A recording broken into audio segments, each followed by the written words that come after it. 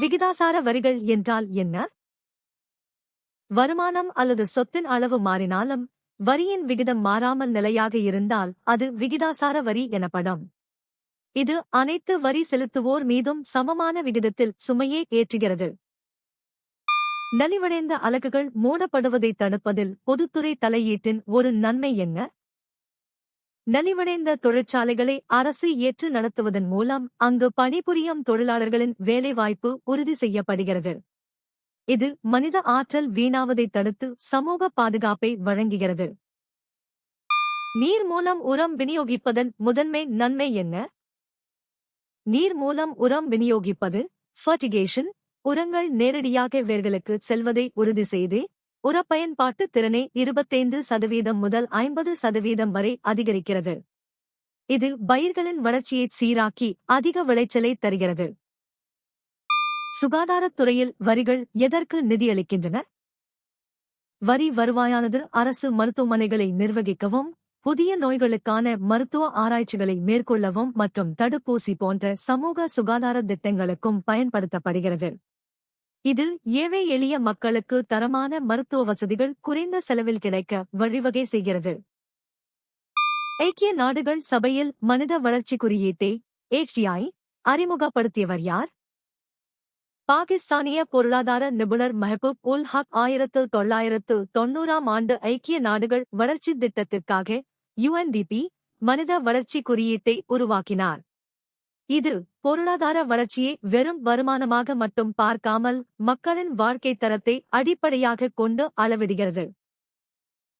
எந்தவொரு நாட்டின் முன்னேற்றத்திற்கும் எது அவசியம்? மனித வளம் என்பது ஒரு நாட்டின் நிலம் மற்றும் மூலதனத்தை பயன்படுத்தி உற்பத்தியை பெருக்கும் மிக முக்கியமான காரணியாகும். மக்களின் கல்வி மற்றும் ஆரோக்கியமே ஒரு நாட்டின் உண்மையான முன்னேற்றத்திற்கு அடிப்படையாகும்.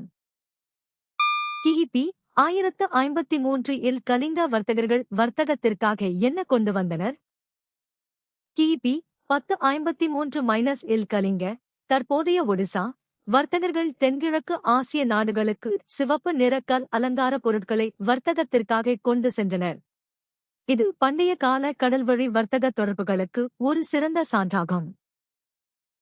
உரையில் குறிப்பிடப்பட்டுள்ள தொழில் வளர்ச்சி தொடர்பான ஒரு குறிக்கோள் என்ன? நாட்டின் பொருளாதார வளர்ச்சியை உறுதி செய்ய தொழில்துறையை சரியான முறையில் ஒழுங்குபடுத்துவதும் அதற்கான கொள்கைகளை வகுப்பதும் அரசின் முக்கிய குறிக்கோளாகும். இது சமச்சீரான பிராந்திய வளர்ச்சி மற்றும் வேலைவாய்ப்பை உருவாக்க உதவுகிறது. பொதுத்துறையின் நோக்குநிலை தொடர்பான ஒரு பண்பு என்ன? பொதுத்துறை என்பது லாபத்தை நோக்கமாக கொள்ளாமல் மக்களின் நலன் மற்றும் சமூக மேம்பாட்டிற்காக செயல்படும் சேவை நோக்குடைய அமைப்பாகும். இது அரசாங்கத்தால் நிர்வகிக்கப்பட்டு அனைத்து மக்களுக்கும் சமமான சேவைகள் கிடைப்பதை உறுதி செய்கிறது. ஏற்றுமதி கட்டுப்பாடுகள் குறித்து புதிய வேளாண் கொள்கை என்ன கூறுகிறது?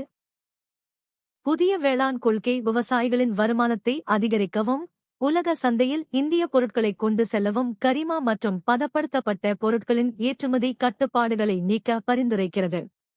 இது விவசாய ஏற்றுமதியை ஊக்குவிப்பதை நோக்கமாக கொண்டுள்ளது. எந்த உண்மை உங்களை வியக்க வைத்தது?